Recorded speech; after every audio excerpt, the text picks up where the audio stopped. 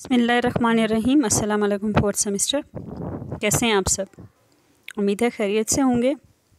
हाँ जी, last lecture में हमने डायोड बाइजिंग के बारे में पढ़ा था। उसके लिए ज़ीरो बायस,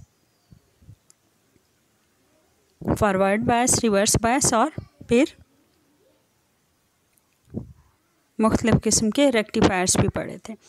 तो डायोड और इसके एप्लीकेशंस तो आपको समझ आ गई होंगी। नेक्स्ट हमने करना है ट्रांजिस्टर्स। ट्रांजिस्टर्स क्या हैं? ट्रांजिस्टर भी एक टेक्नोलॉजी है।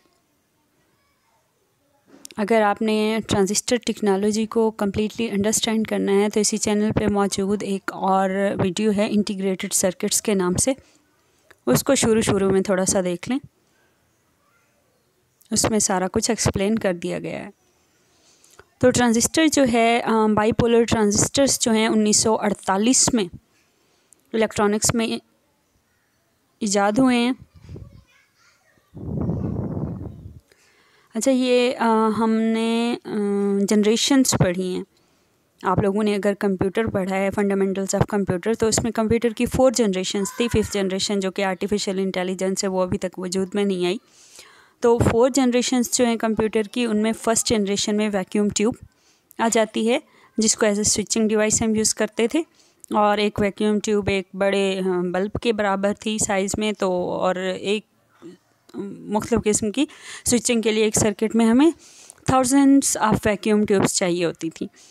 तो ज़ाहिर है फिर बहुत बड़ा सर्किट बनता था और हमारे पास जो पहले कंप्यूटर्स बनते थे वो एक हॉल रूम जितने बड़े होते थे।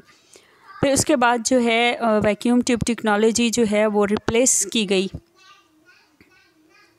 ट्रांजिस्टर के साथ। ट्रांजिस्टर जो हैं, जैसे आपने लास्ट टाइम डायोड का पढ़ा था, उसमें पी और एन 2 लेयर्स होती हैं 2 साइड्स पे और बीच में पी एन जंक्शन होता है। तो ये ट्रांजिस्टर यूँ समझें कि 2 तरह के डायोड्स होंगे, क्योंकि इनमें हमने दरमियान में जो है बेस एक टाइप की रखनी है और उसके दोनों तरफ दूसरी तरह की डोपिंग करनी है।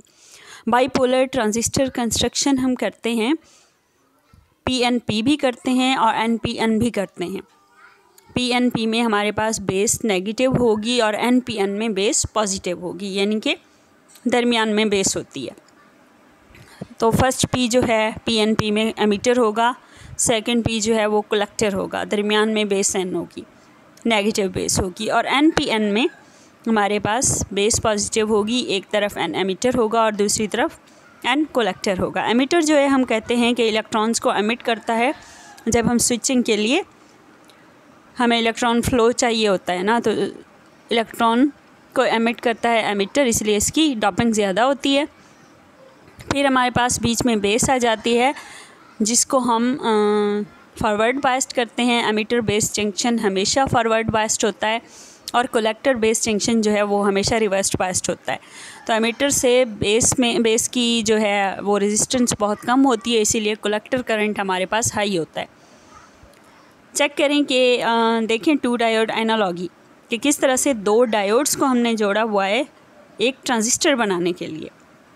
ये बीच में हमारे पास डिप्लीशन रीजन होगा। पहले वाला जो है एमिटर बेस कलेक्टर, ये पीएनपी है। देखें एक तरफ भी पी साइड है और दूसरी तरफ भी पी साइड है, दरमियान में बेस जो है वो एन साइड की है, नेगेटिव है। और दूसरे में देखें कि हमारे पास ये एनपीएन है, दोनों साइड्स पे एन है, नेगेटिव पोर्शन है और बीच में जो है वो पॉजिटिव है, बेस पॉजिटिव है। सिंबल्स कैसे होते हैं ट्रांजिस्टर के सिंबल्स देखें शो किए गए हैं, एनपीएन के भी और पीएनपी के भी। आप ये हम चेक करते हैं कि ये जो सर्कल में दिया गया है ये ट्रांजिस्टर का सिंबल है। तो एमिटर पे हम हमेशा एरो लगाते हैं, क्योंकि एमिटर से ही इलेक्ट्रॉन जो है वो खारिज होते हैं और एक्सेलरेट होते हैं। तो एरो की जो डायरेक्शन होती है वो कन्वेंशनल डायरेक्शन होती है from P to N, positive to negative. अगर पीएनपी है हमारा ट्रांजिस्टर तो बेस की जानिब होगी, टुवर्ड्स बेस होगी, क्योंकि बीच में बेस हमारी नेगेटिव है।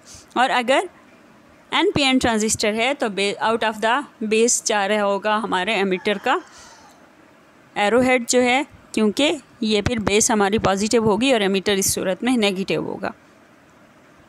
इसकी कंस्ट्रक्शन और सिंबल्स आपको दिखाए गए हैं।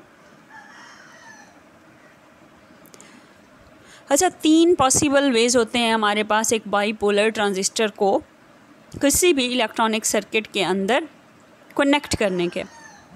वो 3 जो होते हैं वो कौन से होते हैं?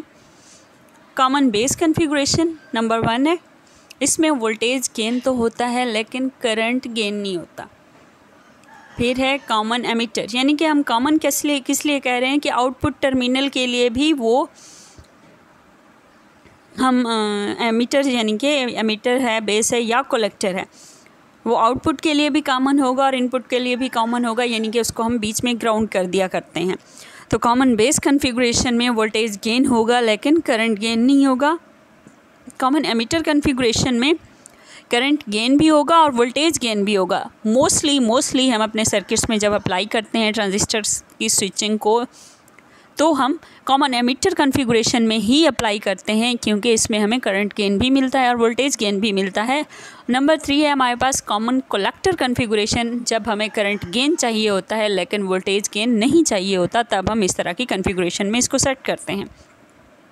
ट्रांजिस्टर हमारा ऑपरेट किस तरह से करता है? फॉरवर्ड बायस करते हैं। आपने पढ़ा पीछे का लेक्चर, अगर आप लोगों ने नहीं देखा हुआ तो अब देख लें कि किस तरह से हम बाइजिंग करते हैं एक डायोड को। ये वो तो हो गई डायोड की बाइजिंग, ये है ट्रांजिस्टर बाइजिंग। ट्रांजिस्टर जो है इंटरनली तो हमेशा बायस्ड होता है, हम कहते हैं। इंटरनली किस तरह से बायस्ड होता है मैंने पहले भी बताया कि एमिटर बेस जंक्शन हमेशा फॉरवर्ड बायस्ड होगा और कलेक्टर बेस जंक्शन जो होगा वो रिवर्स बायस्ड होगा।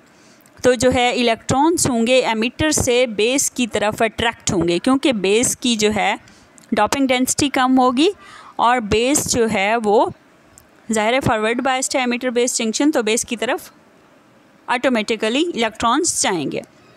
बेस एरिया में जब वो पहुंचेंगे तो बहुत सारे जो नेगेटिव इलेक्ट्रॉन्स होंगे वो कलेक्टर भी फिर पॉजिटिव है, बेस नेगेटिव है, एमिटर पॉजिटिव है। पीएनपी ट्रांजिस्टर की जब हम बात करते हैं तो एमिटर पॉजिटिव है, वहाँ से इलेक्ट्रॉन्स जो हैं वो खारिज होंगे और जाएंगे बेस की तरफ, क्योंकि emitter base junction forward biased है। फिर कलेक्टर बेस जंक्शन ऑल्दो के रिवर्स बायस्ड है, लेकिन कलेक्टर पॉजिटिव है और बेस के अंदर इलेक्ट्रॉन्स की बहुतात है, तो ये कोशिश करेगा कलेक्टर इन पॉजिटिव इलेक्ट्रॉन्स को और इस तरह से ये कलेक्ट कर लेगा इलेक्ट्रॉन्स को, इसीलिए हम कहते हैं इसको कलेक्टर। अच्छा, बेस करंट और कलेक्टर करंट जो होता है वो इक्वल होता है एमिटर करंट के, यानी कि I B plus I C is equal to I E emitter current.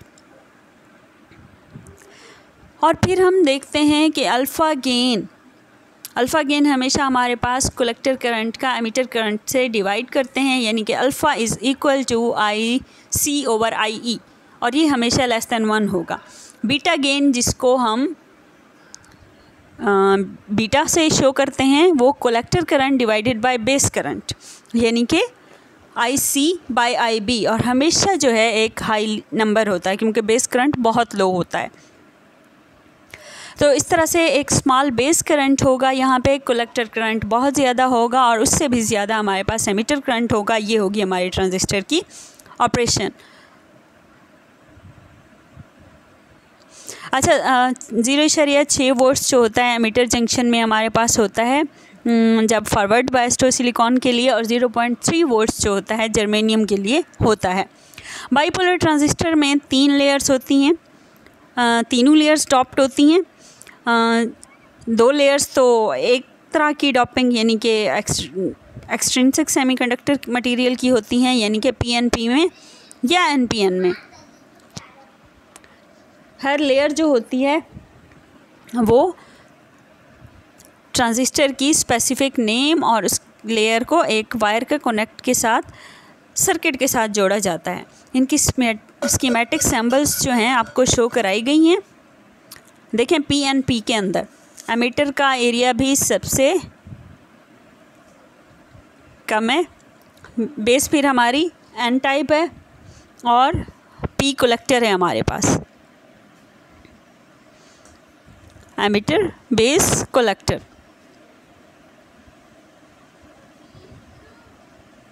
और फिगर सी में देखिए हमने एक बहुत स्मॉल पी रीजन दो एन टाइप लेयर के दरमियान में सैंडविच किया हुआ है।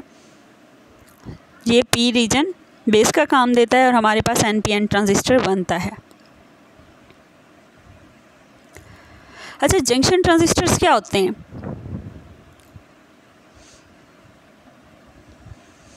इनके अंदर कितने जंक्शंस होते हैं? ऑफ कोर्स इनके अंदर दो जंक्शंस हो गए, एमिटर बेस्ड जंक्शन और कलेक्टर बेस्ड जंक्शन। इसीलिए इनको हम क्या कहते हैं? इनको हम बाइपोलर ट्रांजिस्टर्स कहते हैं क्योंकि इनकी टू पोलरिटीज़ होती हैं। 3 कनेक्शंस होते हैं, एक एमिटर कनेक्शन, एक बेस कनेक्शन और एक कलेक्टर कनेक्शन। अच्छा, इनके दरमियान फंक्शनल डिफरेंस क्या होता है पीएनपी ट्रांजिस्टर और एनपीएन ट्रांजिस्टर में? इनकी प्रॉपर बाइसिंग या पोलैरिटी जो होती है जब हम इसको ऑपरेट करते हैं उसमें डिफरेंस होता है।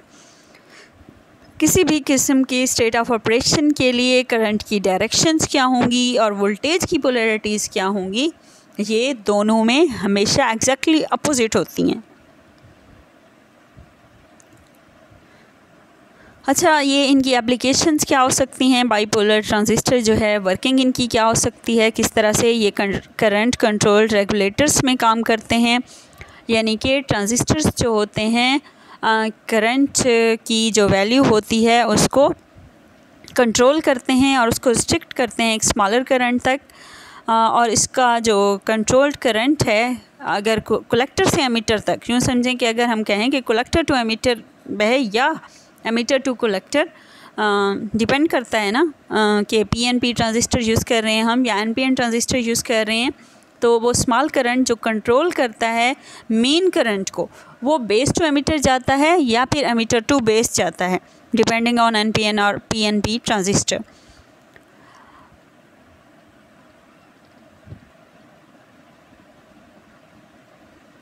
और यहाँ पे जो एमिटर का एरो है वो हमेशा कन्वेंशनल डायरेक्शन को शो करेगा। देखिए, small electron base current controls large collector electron current flowing against emitter arrow. Small electron based current जो होता है वो कंट्रोल करता है कलेक्टर के इलेक्ट्रॉन का लार्ज करंट।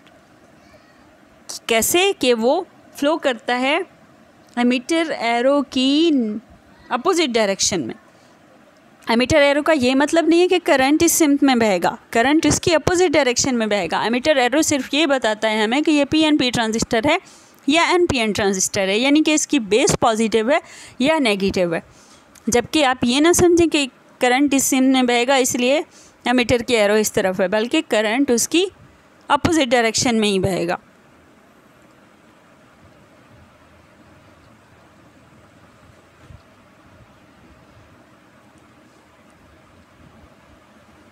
ये एनालॉगी दिखाई गई है आपको कि डायोड्स किस तरह से हमारे पास पीएनपी एनपीएन ट्रांजिस्टर्स को फॉर्म कर रहे हैं।